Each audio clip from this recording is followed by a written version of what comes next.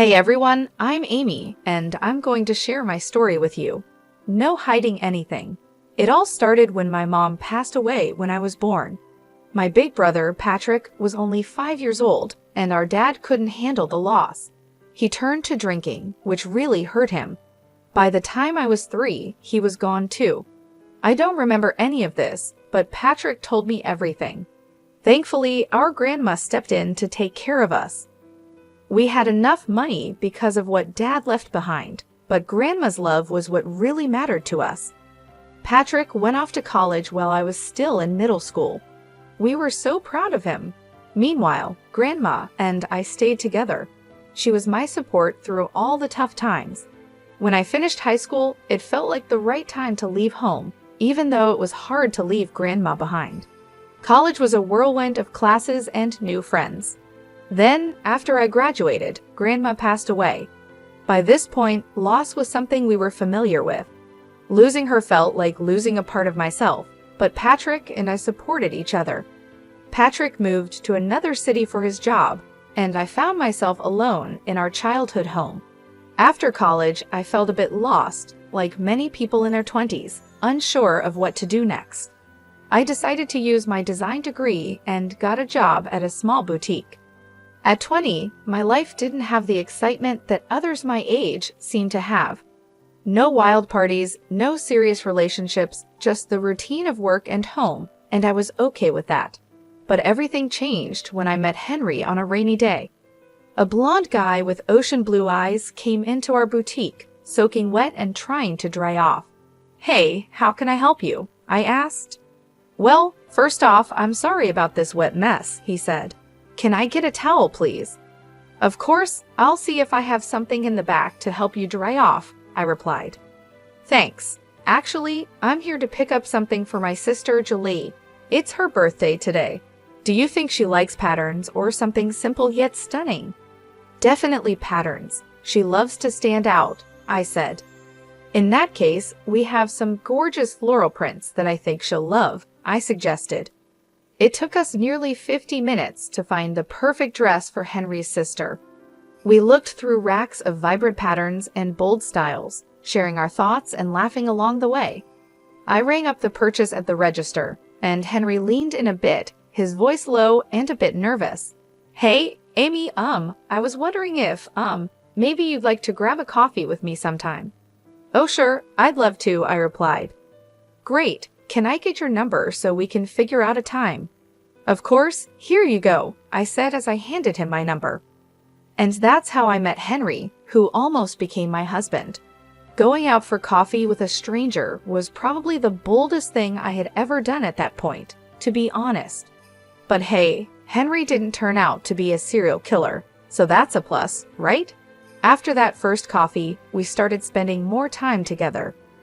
We got to know each other better, and I found out that we had a lot in common. Henry's life story was kind of like mine. He lost his mom when he was young, just like I did. His dad raised him and his sister, Julie, all by himself. Henry's dad was from Switzerland, and his mom was USA. They met, fell in love, and Henry's dad moved from Switzerland to the United States.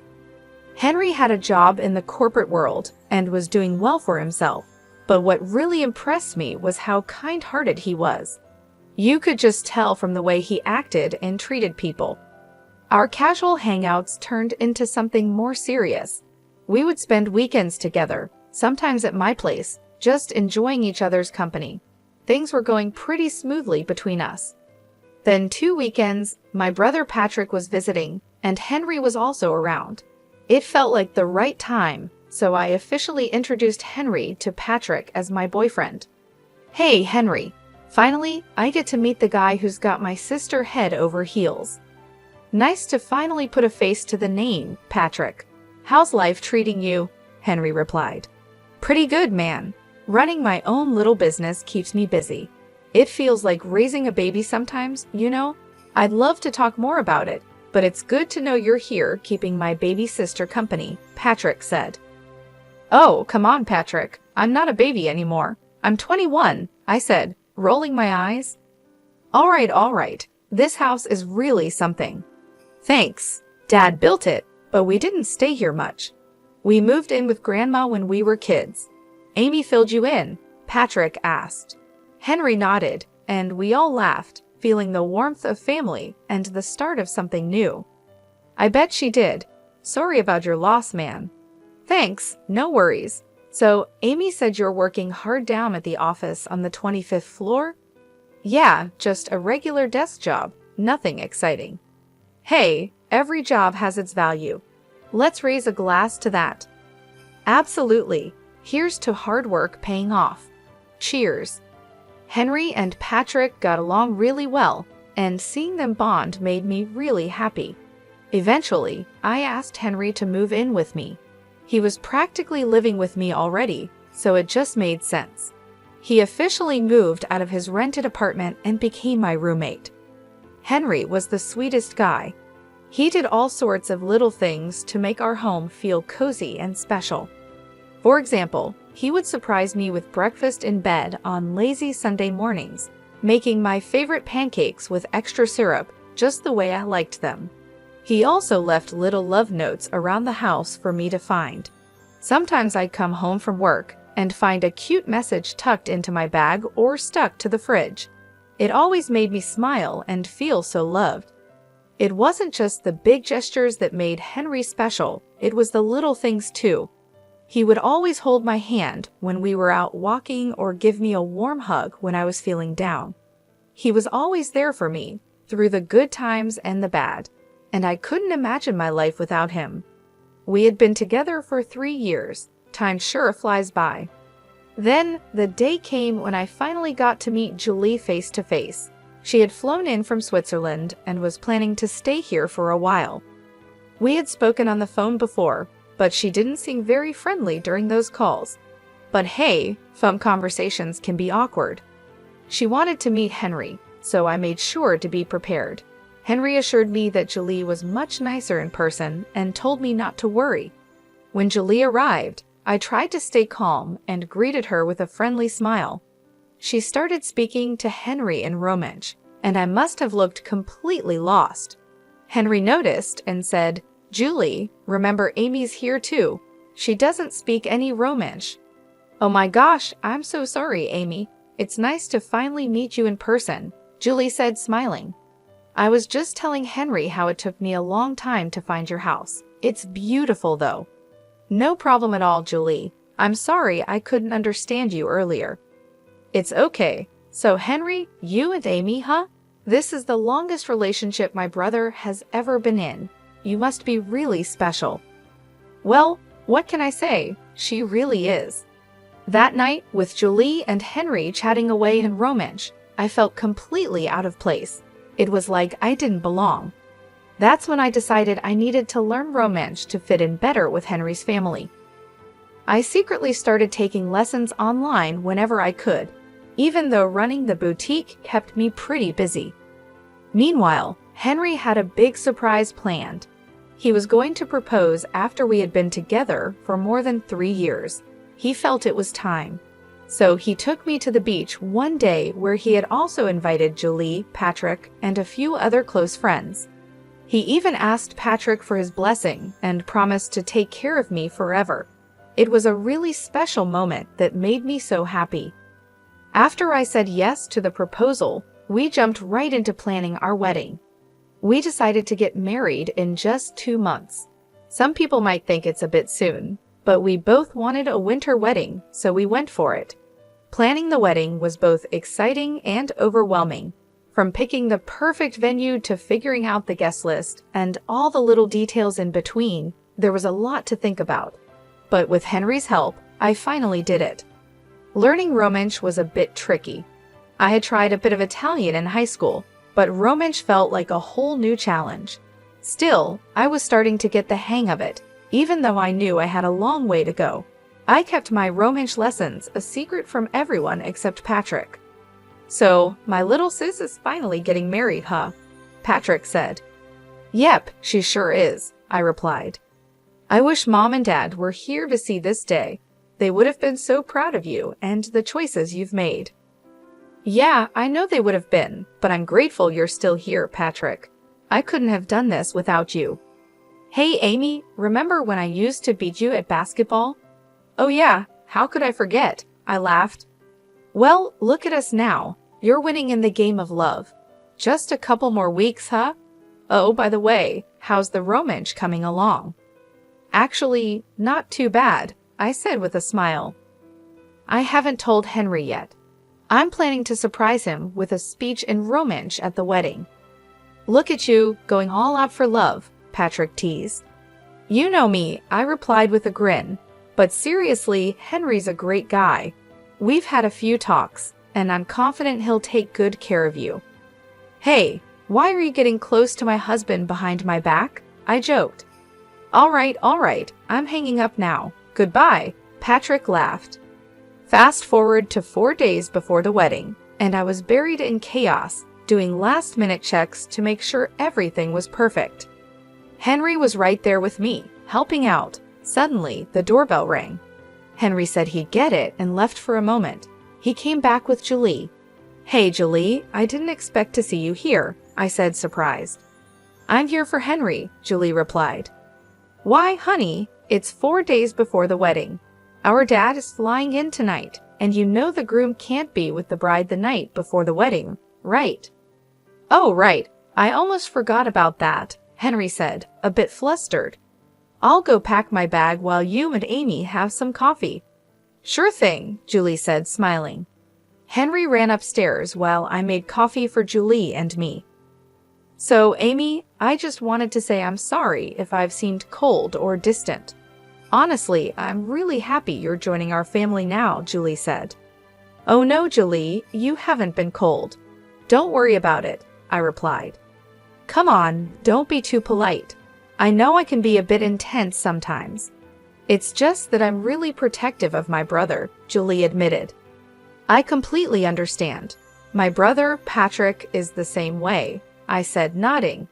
Anyway, Dad is excited to see you both too. I'm so glad he can make it. After Julie and Henry left, I was alone in the house. It was still the afternoon, so I decided to take a nap. I headed to the couch to watch my favorite show and hopefully drift off to sleep. As I was getting comfortable, I noticed that Julie had left her glasses behind. I thought about texting her, but I remembered I needed to go near her apartment to check in with the florist, so I decided to drop off the glasses myself. After a 5-hour nap, I put on some joggers, grabbed my car keys, and headed straight to the florist. I checked on the beautiful flower decorations and admired the wonderful work the florist was doing. I made my way to Julie's apartment and rang the doorbell, but it didn't work, probably because it was broken. So I tried opening the door, and it swung open easily. To my surprise, Julie and Henry were not there. Instead, I heard voices speaking Romansh coming from the balcony. By now, I had become pretty good at understanding Romansh, so I listened in on their conversation. Their accents were strong, but I managed to understand most of what they were saying. Here's what I could make out from their conversation. Finally, we have her right where we want her. The fish is in the net. Calling her a fish? That's harsh, Julie. And using her while her brother is supposedly dying is just wrong. Well, it's not certain if her brother is really dying. And even if he is, do you think all that inheritance is too much for a simple girl like Amy? She has her dad's house, her grandma's house, and her brother's business. She's not capable of running a business with half a brain. That's where I come in. You know, I always wondered why you liked her. She's just a sad, lonely orphan with a boring life. But now I see your plan. We could do great things with all that money. And remember, divorce is always an option. I had doubts about the situation, but when her brother called me to talk about his kidney issues, I became more convinced than ever. You're quite the cunning one, aren't you? Listen, Julie, this money could be a game changer for us. Our dead-end corporate jobs won't get us anywhere, but this inheritance could be our ticket to something big. I promise I'll support you if things work out the way I hope. Well, I'm not complaining anymore, Julie replied. Suddenly, Julie turned and walked into the room, her face changing to one of surprise when she saw me. Oh my goodness, what are you doing here, Amy? We didn't expect to see you. Henry, come inside. Amy's here to see you, she said, trying to sound cheerful. Henry walked in and shared a quick look with Julie before starting his act. Amy, how long have you been here? He asked, trying to sound casual. I just got here, but I really need to go. I just came to drop off your glasses, Julie, I said, feeling my heart racing. I handed Julie her glasses, but she could feel my hand shaking. She looked at me with concern. Hey, why do you look so pale? Is everything okay? You seem like you're about to cry, she asked. Well, the florist messed up one of the arrangements, and I think I should go back and make sure it's being fixed properly, I said, trying to find an excuse. Oh, do you want me to come with you? She offered. No, your dad's coming tonight. You should stay home and help your sister Julie with dinner or something. Are you sure? Yeah, I'm sure. Okay, bye. Drive safe, Henry said. Leaving Julie's apartment building, my eyes were filled with tears. I didn't try to hide them as I walked past curious strangers on the street. All I could think about was what I had just overheard. The words kept echoing in my mind. How could Henry, the man I loved, talk about me in such a cruel way? And my brother's health, what about that? It was too much to handle. When I reached my car, the tears flowed freely. Sitting in the driver's seat, I buried my face in my hands, unable to stop crying. Even though I had a strong urge to confront Henry and Julie right then and there, I knew there was something I needed to do first. See Patrick. I was really worried about him, so I drove back home, hoping to find him there. Patrick was supposed to stay with me for the wedding, and I waited anxiously for him. After what felt like forever, Patrick finally arrived. When he saw me on the couch, crying with swollen eyes, he rushed over, clearly concerned. Hey there, Amy, what's going on? You seem upset. Did something happen, or is it just cold feet before your big day? He asked, trying to lighten the mood. Patrick, enough with the jokes. I need to ask you something, and I need you to be honest with me. Are you sick? I asked, my voice trembling. Amy, don't worry about me. Your wedding is just around the corner, and you should be focusing on that, Patrick replied, trying to brush it off. Patrick, please, I need to know if you're okay, I insisted. Well, yeah, I've been dealing with some health issues lately, he finally admitted. What kind of health issues, Patrick? I asked, my heart sinking. It's my kidney. The doctors say it's in bad shape, he said, looking down. Oh no, Patrick. Is there anything they can do to fix it? I asked, feeling a wave of fear wash over me. He looked at me and said, They're saying I might need a kidney transplant in the future, but don't worry, they're working on it. But the chances of finding a donor aren't great, right? This is serious, Patrick, I said, feeling the weight of the situation. I know, Amy, it's a tough situation, but I believe things will work out somehow, Patrick said with a hopeful tone. Why didn't you tell me about this before, Patrick? I'm your sister. I should know. I want to help you, I insisted. No, I can't ask that of you. This is why I kept it from you. I didn't want to worry you, especially with your wedding coming up. Besides, I was hoping things would get better on their own. Who told you about this anyway? Was it Henry? But you should have told me. We're supposed to be there for each other through everything, I said, feeling hurt. I overheard Henry talking to his sister. I wanted to talk to Henry about it to make sure he would take care of you if anything happened to me. So I did. He promised to keep it away from you though. I'm sorry you found out like that, Amy. I should have been the one to tell you. Can we please pretend we never had this conversation and deal with it after your wedding? He asked. Sure, I'll put it on hold until then, I agreed, trying to stay calm. How about we order some takeout? I have some other things to take care of. Sure, Chinese, Patrick suggested. Yeah, that sounds good. And then you better rest up and get some sleep, I said, trying to lighten the mood. Are you excited? I'm sure it's going to be a one-of-a-kind wedding. After Patrick and I finished dinner, he went off to sleep. It had been an incredibly tough day for me, with so much to process. I decided not to tell Patrick about Henry and Julie's deceitful scheme. I didn't want to burden him with worry. Instead, I resolved to handle the situation myself and teach Henry a lesson he wouldn't forget. Reflecting on everything, I realized that Henry had been using me all along.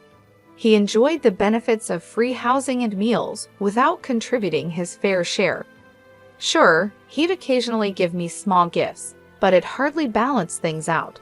I had become his safety net, making sure his life was comfortable without any financial worries. It was a bitter pill to swallow, especially considering the love I had for him. Hearing Henry talk about my brother's health like it was no big deal made me furious. How could he be so heartless? I knew then that I couldn't let him get away with it. I planned to stay calm until the wedding, then reveal who Henry really was. My plan was simple: show everyone his true nature and let them see what kind of person he really was.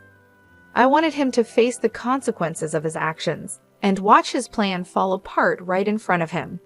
He needed to learn that his actions had consequences, and I was determined to make sure he did. The big day finally arrived. Imagine wearing a wedding gown, putting on a fake smile, and pretending everything's fine when deep down you know you're about to walk down the aisle just to break up with your fiancé in front of everyone. It was tough trying to stay calm and pretend in front of all the guests while my bridesmaids buzzed with excitement. It was getting harder by the minute. I hadn't spoken to Henry all morning anyway. After finally getting myself together and putting on my wedding gown, my friends did my hair and makeup. I was all set. One of my bridesmaids brought out a bottle of champagne to celebrate, but I wasn't in the mood. There was still time before the bride and groom's first look, or should I say the last one. Patrick was going to walk me down the aisle, and I thought it would be best to tell him about my plan now. So I asked my bridesmaids to send Patrick in and give us some space. "Hey, what's going on? You look a bit tense. Need someone to talk to?" Patrick asked. "Patrick, I've got something heavy on my mind. I need to tell you what's really going on," I said. "Are you nervous about your big speech? Want to practice with me once?" he asked, trying to help. "No, Patrick. There's something more serious. The thing is, Henry isn't who he seems to be. The other day, I overheard him talking to his sister." "I heard some things," I began. "What do you mean? What things?" Patrick asked, looking concerned. It wasn't a casual chat. They were scheming. "Patrick, Henry's in it for the money, and he's interested in your business too," I explained. "Are you sure about this?" he asked, shocked. "Absolutely. I wish I wasn't." "That snake, I should have seen it sooner," I said, feeling angry. "Why didn't you tell me?" he asked. "I didn't want to worry you, Patrick. But now that I know, I can't keep quiet. I'm going to confront him and give him a piece of my mind." "How could he do this to you, to us?" I said, determined to take action.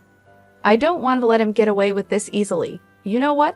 I'm going out there to tell everyone his real intentions, his boss, his colleagues, his family, his friends.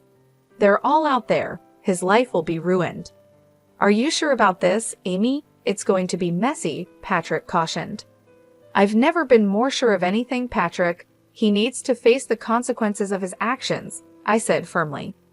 Henry and I had our first look, but I didn't look too excited.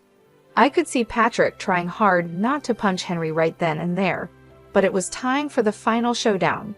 The music started playing, and Patrick walked me down the aisle. Henry, with his fake tears, stood there. I stood next to him, looking at the audience. Everyone was smiling warmly. Before the priest could start, I whispered in Henry's ear to leave politely. Then I took a deep breath and began speaking. "Hi, everybody. I want to thank you all for being here. I know you must be wondering what I'm up to, so I'll let the cat out of the bag." Henry came into my life like a breeze and soon made himself at home. I didn't mind it. Things moved fast for us, and I thought we would be together forever. But there's always a but, isn't there? And in this story, there are 4. "Babe, what's going on?" Henry asked, looking confused. "Well, I've been learning romance secretly." Henry's from Switzerland, and I wanted to surprise him with a speech in Romansh today. But guess what?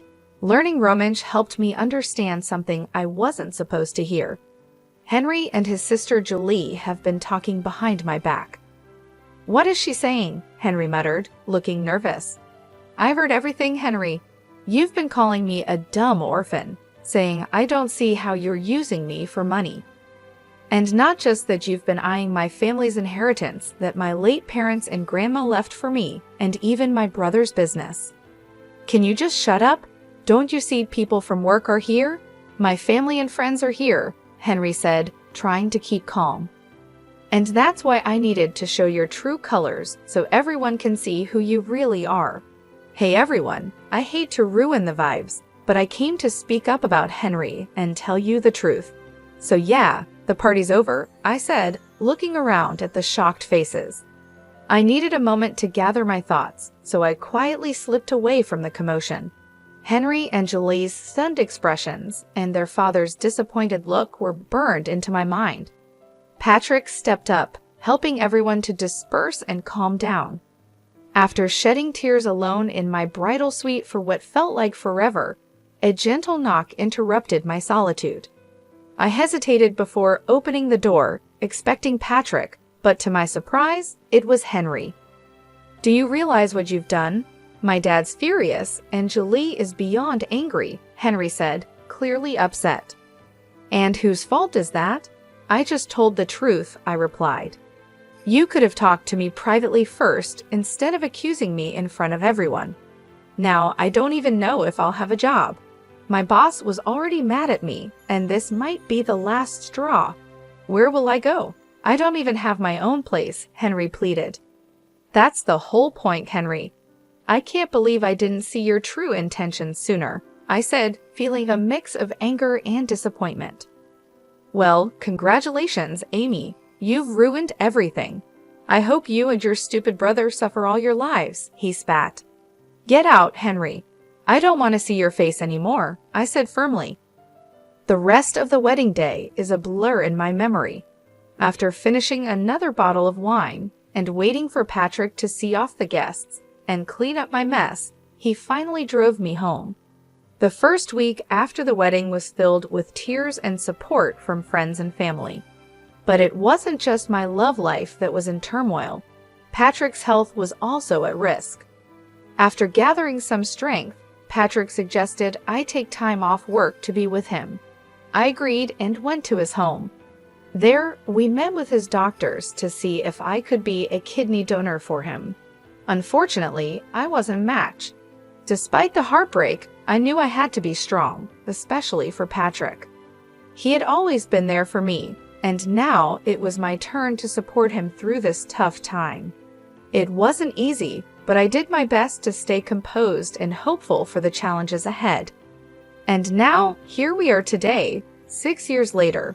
You might be wondering how things turned out for me and Patrick. Well, let me start with Patrick.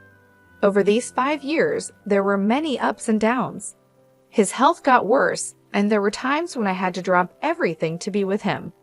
But it was all worth it when I received a call from him this morning.